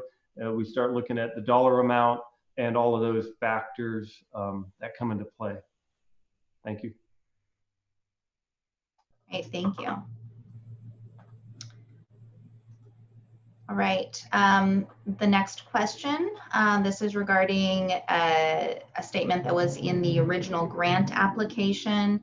Alternate evacuation routes are discussed in the original application. These routes are likely to need some level of improvement to be passable. Preliminary cost estimates for these alternate routes will be developed along with recommendations for potential funding strategies. What alternate routes are being developed and what are the recommendations for funding? Thanks. Let's see, Bob, or Sherry, do you want to address the specifics from the plan?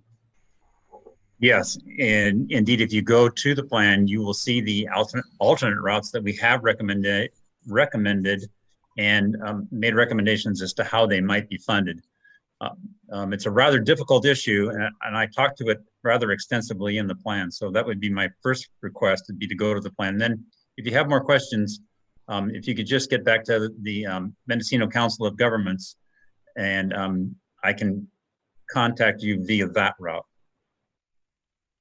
Yeah, so we can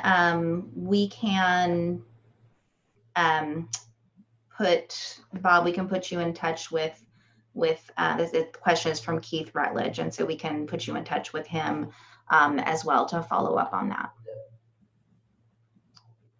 All right, next question.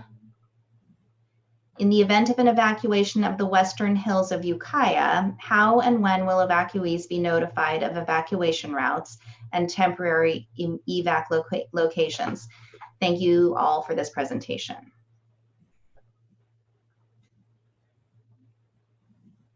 So we never make an evacuation route. Let me rephrase that. Fire can be very difficult to figure out what it's going to do and where it's going to go. And so we don't make ahead of time predictions as to what might happen. So the fire officials will pick out the best evacuation route given a number of circumstances that are occurring at the time. And they will broadcast those. First, they get together with the sheriff. The sheriff then broadcasts those to the general public. And I believe the question was the western hills of Ukiah. And as I recall, I'm not going to say that because there's just too many evacuation routes in there. So you can go to the plan again, and you will see just exactly how we put those plans together, or those evacuation zones together. Can I add to that a little bit?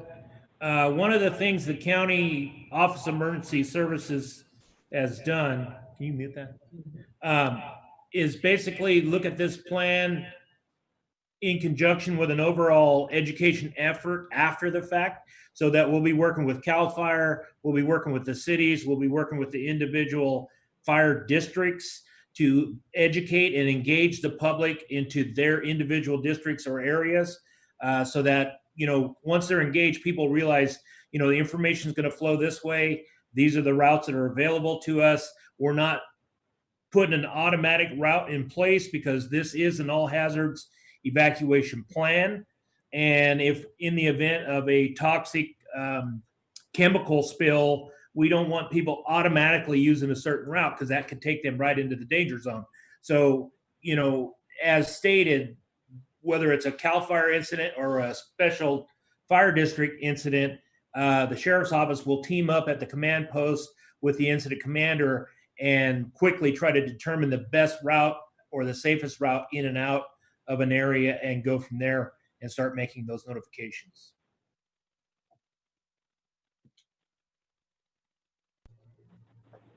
All right, thank you. Let's see, next question. I live in a mountain range and cannot find any resources about vulnerability, etc. I have Googled and do not know what I should be searching. So I'm not sure if this question is in reference to where to find the information in the plan itself that we were discussing today. So I'll give that information, and then if anyone else wants to add to it, feel free.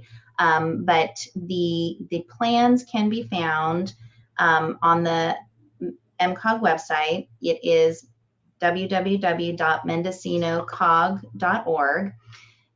We will be, I know the plans don't seem to be easy for people to find at the moment, so we will provide a more visible link to those. However, at the moment, if you go to the homepage, then you'll click on a link that directs you to information on the Fire Vulnerability and Evacuation Plan project. And on that page, there's a link for providing, it's under the subheading regarding to providing planning or comments on the plans, and you'll find a link there. I will also post a link to that in the chat panel for people to access. Actually, can I add something to Feely? Now, we've made a lot of changes to the plans since they've been posted on your website. The plans are going to be available for the public to view on the county website under the Office of Emergency Services section, just as soon as the County Board of Supervisors adopts the evacuation plan. Okay, well, that'll be an easy way for the public to view the plans. Okay, the plans, as they currently exist, the version that is currently available is on the MCOG website. So until we have an updated version, that is where people can find that. So, and we'll try to add links. All right. Let's see. So the next question is similar. Where on the MCOG website are the evacuation plans for coastal Little River / Mendocino? So there are 3 plans. There are not individual plans for each area, but there's a public outreach plan, there is a fire vulnerability assessment, and there is an emergency evacuation preparedness plan. They are all county-wide plans and are on the MCOG website, but you would need to look through those plans to find information specific to any particular area.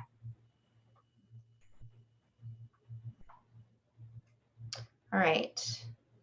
Next question. Lots of mention of fire safe councils, but when I viewed the website and clicked the identifier, there isn't information on how to get involved. This sounds like a question for Scott, if he is still.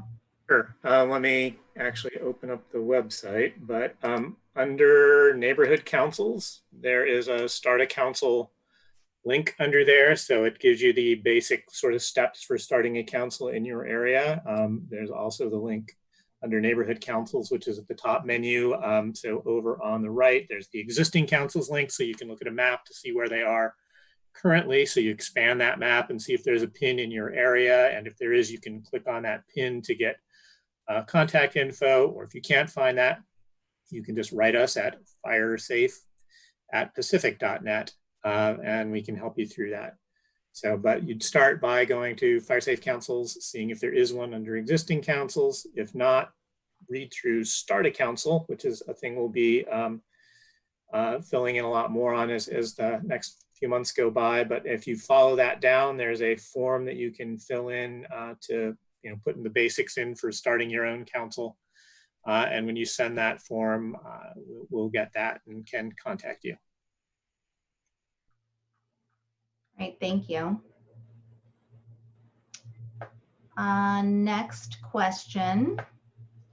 As to community grants, I'm a volunteer with Anderson Valley Fire Safe Council, and it is clear that none of the current grants out there can be used for fire clearing or water tanks. Can you give specific grant names? At the moment, this is Scott with the Fire Safe Council, there is one grant that's going to do a fire break in the Nash Road area. There is currently, it is correct that we do not have any funding for water projects currently. That's one of the many things on the list for potential future opportunities as they come by. We just put in a couple of applications this week for funding for what we call chipper days, which are kind of organized opportunities for communities to engage in clearing along with some assistance and chipper help and a little bit of crew help. So a lot of it is going to be down to where people are willing to put together and organize a day where a lot of people are doing clearing together that makes it efficient to use those resources. But other than those in development things, everything else is sort of documenting what needs to happen and getting them prioritized and listed, making sure that both the Fire Safe Council and your CAL FIRE battalion are aware of them so that they're on our priority lists as opportunities come up in the future.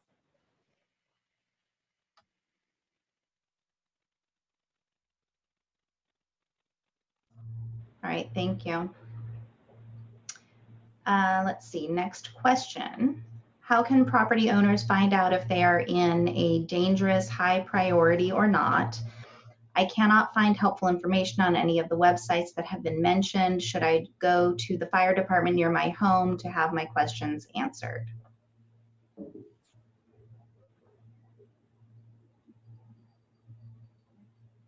Let me try that one. If you can get to the plan and you can look at the 4 different areas that we break down the county and then do a description of what the fire problem is in that particular area. And then by the evacuation plans, the specific planning zones that we've outlined, you will be able to tell at what level of threat you're in. Additionally, there are maps that are put together by CAL FIRE that outline the entire county. And you will find one of those maps in the fire vulnerability assessment.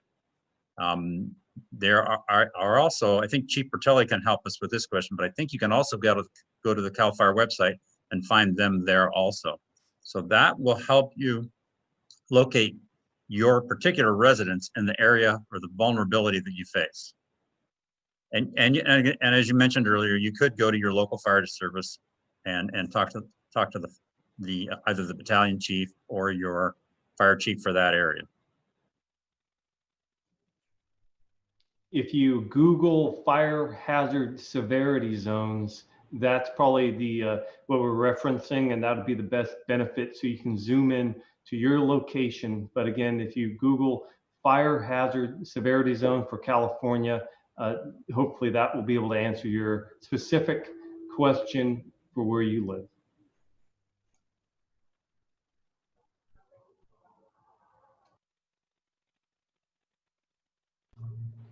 All right, thank you.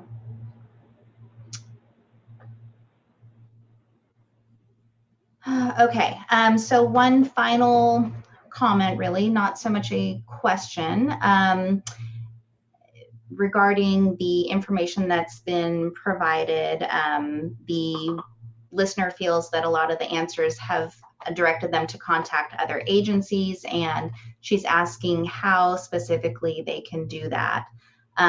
So because we have mentioned a lot of specific agencies, I would suggest that if you have questions about how to contact an agency, go ahead and send your question by email to MCOG, and then we can get that out to whoever can best answer it. So that's just one agency you would need to contact. And again, that email at info@mendocinocog.org. Does anybody else want to add to that about the best ways to contact specific agencies?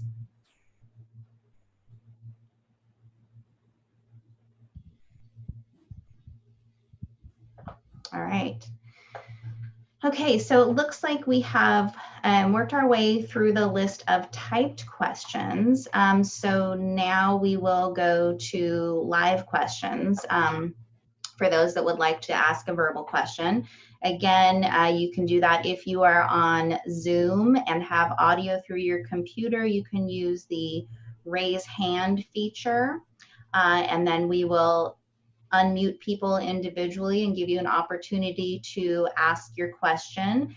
If you have audio via the phone, use the *9 keys to raise your hand. And we have found that sometimes it takes a couple times for the *9 to take effect. So if we get through the questions and we haven't come to you, please try again. So we'll go ahead. We've got one raised hand, and Danielle Casey from MCOG is going to be allowing people to speak. So please go ahead. So the raised hand I have is from someone with the Zoom username, and I'm sorry if I pronounce it wrong, Sidel Lapidus. You are now unmuted. Please introduce yourself with your location and go ahead with your question.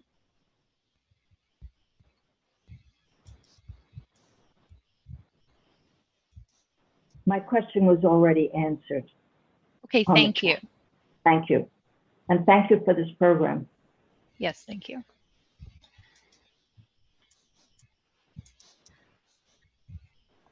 So the next user that I'm showing with a hand raised is Mike Carter. You can go ahead with your question, Mr. Carter. Yes, there was a written question before about whether or not there was an animal or pet component in the CERT training. The CERT training does not have any animal or pet component in it at this time. Nafili, I can add to that. I did send a couple of typed answers, and that is true. The FEMA CERT program does not contain any animal modules. However, many local individual CERT programs do opt to include the option for animal responder training to those CERT volunteers who are interested. The North Sonoma County CERT is going to offer such a program. Many California counties now require their CART volunteers to have CERT trainings. So that's your answer. There is no one answer, but it's true. The federal program does not address animal response.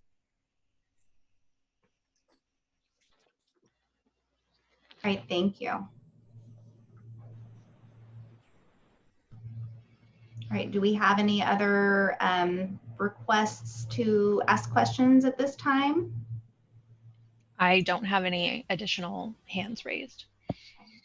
So again, if you would like to ask a question, you can use the raise hand feature, or you can press *9 on your phone to ask a question. We'll give it a couple more minutes. While we're waiting, we'll go to check in with MCOG staff to see if we've received any other email questions recently. Monica, have we received any other email questions? No, not since those 2 comments. All right, thank you.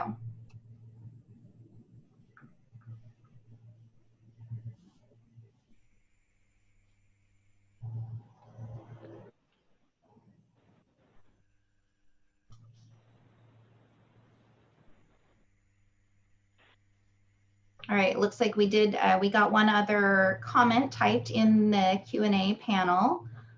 Just a comment from an attendee saying, definitely recommend CERT for neighborhood preparedness. Thank you for that comment.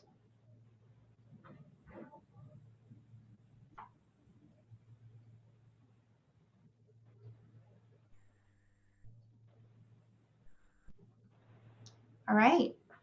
Well, I'm not seeing any other questions coming up.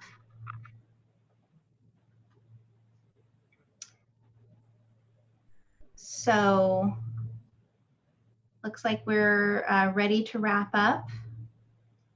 Do we have? Haley, can I take the floor?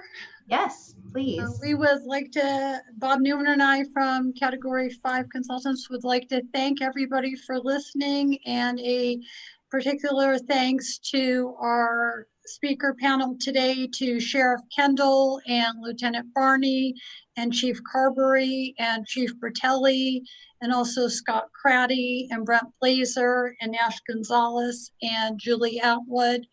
And Bob and I would also like to thank the technical advisory group that's been working with us the past 9 months, who has provided us with their technical expertise and extensive feedback.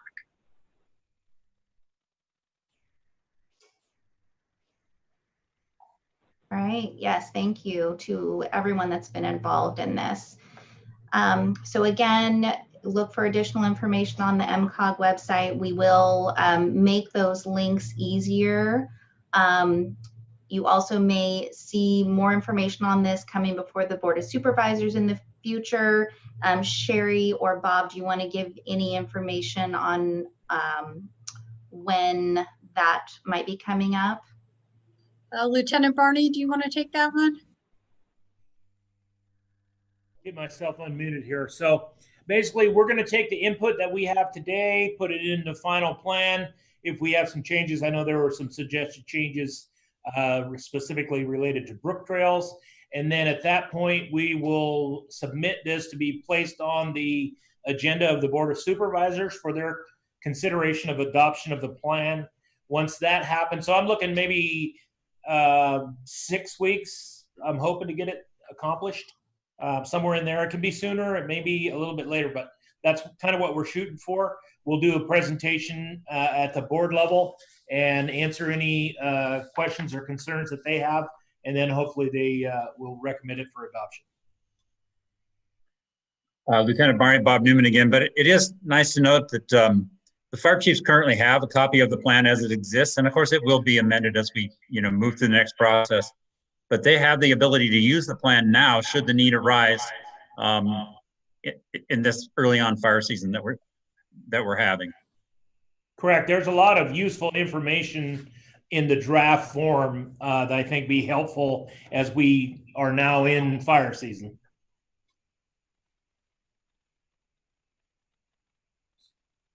All right. Well, thank you, everyone. Are there any additional closing comments before we end the webinar? I'd just like to thank everybody for tuning in, and thank you for the invite. I think we got a lot of good information out, and we're working in the right direction. Thank you. Yes. Thank you to the attendees that took time out of your day to listen and ask questions.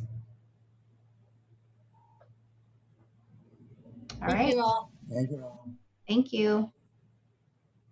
Thank you. Thanks.